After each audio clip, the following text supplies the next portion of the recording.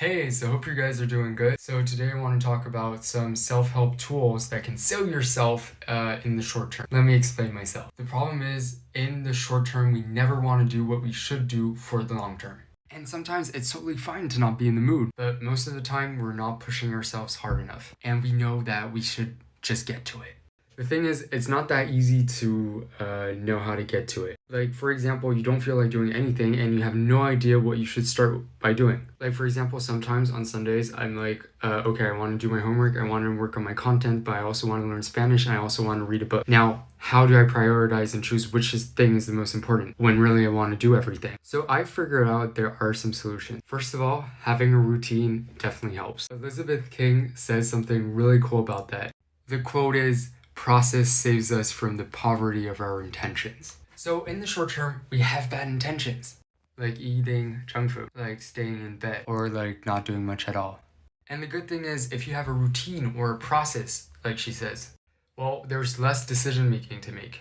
Less decisions equals more energy, because we never end up doing what's the easiest, but we usually end up doing what's the most obvious. And routines are obvious. I mean, if you do them long enough. When you have a routine, you don't ask yourself, do I feel like it? You're like, well, in the mornings, I do sports, so I'm just gonna wake up and do sports. So of course it takes time to implement.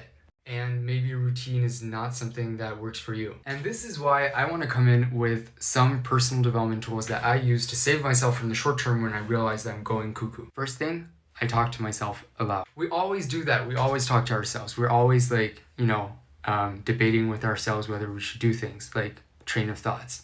But we never do it out loud, although it just works better. The only person you can be truly honest with is yourself.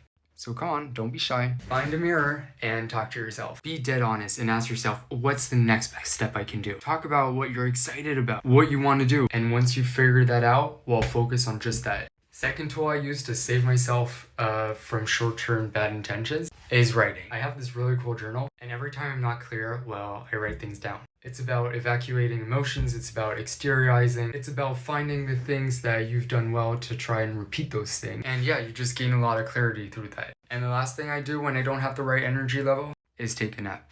Because sometimes you're just too tired that you can't expect yourself to do anything. And so sometimes the best thing you can do is take a 20-minute nap. I put a timer on because a 1-hour nap does not work because it's too long and you will still feel like doing nothing. So yeah, that were the 3 tools that saved me from the poverty of my intentions in the short term. Which tool did you like best?